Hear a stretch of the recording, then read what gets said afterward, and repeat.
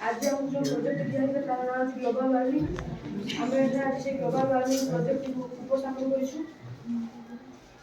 आम global warming को ग्रीष्म ऋतु साधारणतः दिन बेले गरम हुए और राति दिन ठार साधारण तापमात्रा टी कमी जाए किंतु आजिकल ग्रीष्म दिन सका गरम राति यह केवल गोटे स्थान राज्य किंवा देश यह सारा विश्व एक उत्कट समस्या। यही उत्कट समस्या कहीं यार दुईट कारण गोटे प्राकृतिक उपाय ग्लोबल वार्मिंग हो कृत्रिम उपाय ग्लोबल वार्मिंग हो। प्राकृतिक उपाय ग्लोबल वार्मिंग कौन ना अग्नि उद्गीरण आउ जंगल लगुवा निआं। अग्नि उद्गीरण फल क्षेत्र जो बाहर विषाक्त गैस वायुमंडल जाए वायुमंडल प्रदूषण हो जंगल में निआं लगे द्वारा किसी गैस जाए वायुमंडल में मिशु। आउ कृत्रिम उपाय जानवाहन चलाचल द्वारा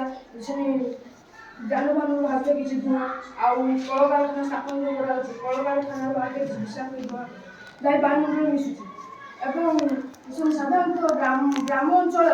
जो धूमयुक्त चुली व्यवहार कर बाहर विषाक्त धूआं जाए वायुमंडल मिशुची। यही सब गैस वायुमंडल मिशा द्वारा वायुमंडल मिश्र द्वारा वायुमंडल जो एक काच भाई आस्तरण सृष्टि हुए। काचर एक गुण हो जहाँ आलोक को शोषण कर बाहर विकिरण कर विषाक्त गैस गुड़ा मिश्र द्वारा सूर्य ठार आसुवा किरण को शोषि निए कि बाहर को छाड़े ना। यह फल पृथ्वी तापमात्रा बढ़ी बढ़ी चलती ग्लोबल वार्मिंग विश्व तापन कह तो कही कि ग्लोबल वार्मिंग हुए। यार निराकरण कौन कर ग्रुप कैप्टन प्रश्नर कहवा अनुसार से तो सब ग्लोबल वार्मिंग कहीं होता है तार कारण से विषय कहीगला तेणु यहाँ आम नियंत्रण कि प्रथम तार से दुईटा भाग विभक्त कला गोटे प्राकृतिक आउटे कृत्रिम। प्राकृतिक थिला अग्निउद्गीरण बा जंगल सृष्टि होता बना प्रकृतिगत सृष्टि होता समस्या तो आम अटकई पारे। कृत्रिम बा मनुष्यकृत समस्या को आम करे तेणु ताहा आम नियंत्रण सब से प्रथम पॉइंट कहला जानवाहन आम जे अविचारित भाव अर्थात द्रुततर जानवाहन व्यवहार कराऊे जानवाहन निकट स्थान को जीवाई आम पादे चली चली न जाए धूमयुक्त गाड़ी को व्यवहार कर दूषित गैस बाहर विश्वतापन कारण हो। तेणु आम से गाड़ी को न व्यवहार इवी अर्थात इलेक्ट्रिकल भेहिकल्स आम व्यवहार करूँ। सेकेंड रोचे कल कारखाना द्रुततर विकास बर्तमान आम जानी जनसंख्या जिते परिमाण विस्फोरण हो जनसंख्या वृद्धि जिते परिमाण घटुची जनसंख्यार नियंत्रण निश्चय भाव कल कारखाना आवश्यक और ये कल कारखाना ही जनसंख्यार आवश्यकता मेटाई। जदि कल कारखाना को बर्तमान आम उठेदेवा तेज निश्चय भाव तो कौन परिमाण में आवश्यकता पूर्ण हो पार ना तेज गोटे देश कल कारखाना ही से देश अर्थनैतिक कार्य सहायता जदि कल कारखाना न हो से देश उन्नत हो। तेणु आम रश्मि कहवा अनुसार से कल कारखाना व्यवहार कौन कोयला से कोयला को जारण रूप व्यवहार कर शक्ति बाहर से शक्ति द्वारा विभिन्न प्रकार जंत्र जड़ा किंतु से कोयलार जलिबा द्वारा दूषित गैस बाहर विषाक्त gas carbon dioxide monoxide methane nitrogen गोटे विभिन्न विषाक्त गैस रोचे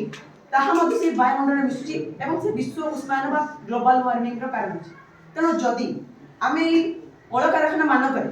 कोयला को व्यवहार न कर सोलार पैनल गुड़ी को व्यवहार कर व्यवहार कर शक्ति सृष्टि कर व्यवहार कर तेज यही समस्या को आम रखिपर। तृतीय राशि ग्रामांचल व्यवहार करता धूमयुक्त जिला आप देखते बर्तमान समय आम गाँ गंडा मानक गोबर घोषित काठ व्यवहार करूँ जार जारण द्वारा से कार्बन डाइऑक्साइड अधिक परिमाण मिलता है। तेणु ये सरकार को अनुरोध करी प्रत्येक ग्राम लोक मान सौर चूल्हा व्यवहार करने उपदेश देवे और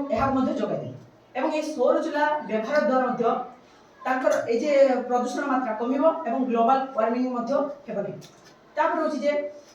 गाँ को छाड़ी सहर सारा विश्व ग्रीष्म दिन निजुक तथा निजर खाद्य पदार्थ को ग्रीष्म प्रभाव रक्षा करने आम एसी और रेफ्रिजरेटर व्यवहार कर रेफ्रिजरेटर को आम कम व्यवहार कर कारण से मिथेन और सीएफसी भली अनेक विषाक्त गैस बाहर जहाँ वायुमंडल विषाक्त करने सहित दूषित करने सहित ग्लोबल वार्मिंग सहित अम्ल वृष्टिर कारण होता है। एवं वर्तमान समय आम जानी वायुमंडल स्तर को 5 भाग विभक्त है troposphere, stratosphere, mesosphere, thermosphere, exosphere से रही स्ट्राटोस्फियर आम रही ओजोन लेयर तेणु ये सीएफसी भली विषाक्त गैस रही सी ओजोन लेयर को रंध्र कर साहय कर जहाँ जो सूर्य आसुवा यूवी अर्थात अल्ट्रावायोलेट रेस आम पृथ्वी को प्रवेश करुँच यही रश्मिर प्रवेश द्वारा आम स्किन कैंसर भली अनेक सब रोग देखा जब आम देखा आम जो व्यवहार करुचु विभिन्न स्थान में पूजा पर्वाणी बाण फाण जो फुटुचु तार नियंत्रण को कमाए जदि यही भाव आम करवा तेज निश्चय भाव यहाँ रखिपर केवल आम कले आम तो यही क्षेत्र में विभिन्न प्रकार उपाय किंतु सरकार बहु पूर्व यार यही समस्या समाधान कर जहाँ हूँ COP28 समिट जहाँ 2023 मसीहा नवेम्बर मास 23 तारीख रु डिसेम्बर मास 13 तारीख मध्य दुबई रही जहाँ रिपोर्ट मुझे उपस्थापन अच्छे किभली भाव COP28 समिट पूर्व क्यों मुख्य देश गुड़िक केते परिमाण रे कार्बन डाइऑक्साइड को एटमॉस्फेयर को हम प्रोड्यूस करथला एवं COP28 पर या केते परिमाण होछि जदि प्रथम हम देखिया पे जिबा चाइना जे होछि ता COP28 समिट पूर्व 28% रो कार्बन डाइऑक्साइड को हमर एटमॉस्फेयर को प्रोड्यूस करथला किंतु COP28 पर या 11.7 ले पहुंच तापर देखिबा द्वितीय राष्ट्रीय अमेरिका बा यूएसए था से यूएसए COP28 समिट पूर्व 15% रो हमर जे रोजी कार्बन डाइऑक्साइड को एटमॉस्फेयर को प्रोड्यूस करथला किंतु COP28 पर यह 4.8 रे पहुंची तबे थर्ड राष्ट्रीय हमर इंडिया जहां COP28 पूर्व 7% रो CO2 अर्थात कार्बन डाइऑक्साइड को एटमॉस्फेयर को प्रोड्यूस करथला किंतु ये COP28 पर ता 2.5 रे पहुंची तापर देखिबा रशिया COP28 पूर्व 3% 5% रो CO2 को एटमॉस्फेयर को प्रोड्यूस करथला किंतु COP28 पर यह 1.8% रे पहुंची शेष रे देखिबा जापान जहां COP28 पूर्व 3% रो CO2 अर्थात कार्बन डाइऑक्साइड को एटमॉस्फेयर को प्रोड्यूस करथला किंतु ए COP28 पर यह 1.1 ले पहुंची जदि मु यह आशा करूछि आ किछि वर्ष पर जदि ए भलिया उन्नत मान पदक्षेप निये तबे निश्चय भाबे यह को रोका जाय एवं आ किछि वर्ष पर एही कार्बन डाइऑक्साइड परिमाण पृथ्वी रे रही जदि हम गोटे पाई चार्ट अनुसार देखबा 100% रो देखबा तबे 80% रो जे रही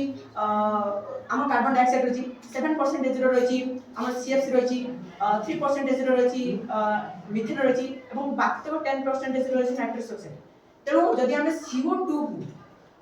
वायुमंडल कमे पाइबा तबे निश्चय भाबे ए समस्यार समाधान होबे तेणु कथार अछि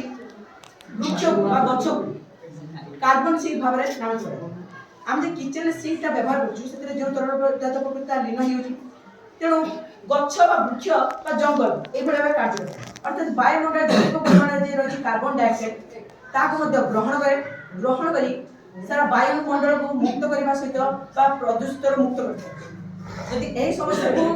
रोका न जीव दिन आसो तापमात्रा एमती बढ़ी बढ़ी चलुଛି ଏବଂ मेरु अंचल रे हमर जे रही ग्लेशियर ता तरेला को लागि वैज्ञानिक माने मध्य एही तथ्य देइछन्ति जे 1900 मसिया 2000 मसिया दीर्घ 100 वर्ष मध्य तापमात्रा 10 डिग्री सेल्सियस वृद्धि घटुଛି ଏବଂ ए 10 डिग्री तापमात्रा वृद्धि घटिबा जोगु ही ग्लेशियर तरली तार समुद्र जल स्तर परिमाण 5 मीटर वृद्धि घटुଛି यदि एही भली चली थाए तबे निश्चय भाबे समुद्र उपकूलवर्ती अंचल जलमग्न होइबो एवं पहाड़ी अंचल सबदिन पई मरुभूमि तेणु एही समस्या प्रति हम सचेतन होबा दरकार अधिक अधिक वृक्षारोपण करबा दरकार एवं मुझे जो सब पदक्षेप गुडी को कहली ताकू यदि हम कड़ाकड़ी भाबे व्यवहार करबा तबे निश्चय भाबे हमें ग्लोबल वार्मिंग कबल हम पृथ्वी को रक्षा करबा मो प्रेजेंटेशन एटू मॉडल ला कोन छेड़े मॉडल मॉडलटा दी से अनुसार पर सोलर पैनल से व्यवहार करछि से कोन से पट्टा कोन आमे एथरे एठी गोटे पृथ्वी जदि हमें आकलन करबा जदि हमें पृथ्वीर सुरक्षा न हो तबे दिन आसबो पृथ्वी एमिति एक मरुभूमि रे परिणत होई जदि हमें तार सुरक्षा नबा बिना प्रकार पदक्षेप जता सोलर पैनल वृक्षारोपण करबा तबे पुणी हम पृथ्वी बसिबो से जो लगे